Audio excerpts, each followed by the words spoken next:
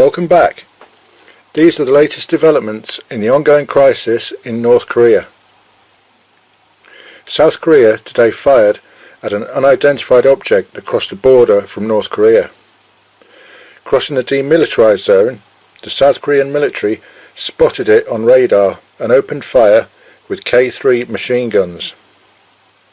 Still as yet unidentified, it is believed to be a North Korean drone, of which North Korea has over 1,000, capable of both reconnaissance or attack. And this is not the first time this has happened.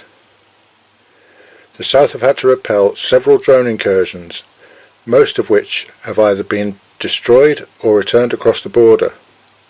However, some have managed to penetrate defences. This latest incursion is seen as highly inflammatory and prompted a statement from South Korea's Joint Chiefs of Staff saying, "The military has beefed up our anti-air surveillance and maintained a readiness posture." Warning broadcasts were sent out 3 times to the North Koreans before opening fire. Coming just 2 days after the successful test firing of its short to medium range ballistic missile, this has pushed tensions to a new level, leaving everyone wondering what the hermit state will do next. With the threat of a 6th nuclear test at any moment, many experts believe that the US will soon have little choice but to act or risk North Korea developing a long-range ballistic missile capable of reaching mainland America. It seems that things are escalating to a point where war is inevitable. In fact, if we look back to the start of Desert Storm in Iraq in 1991, the US has been using the same tactics it did in the run-up to that conflict and building up forces in the area. The USS Carl Vinson Carrier Group and the USS Ronald Reagan are conducting drills and are both close enough to North Korea to launch a massive cruise missile strike. As well as this, over 100 F-16 jets are conducting daily exercises, and F-35 jets have also been deployed to the area.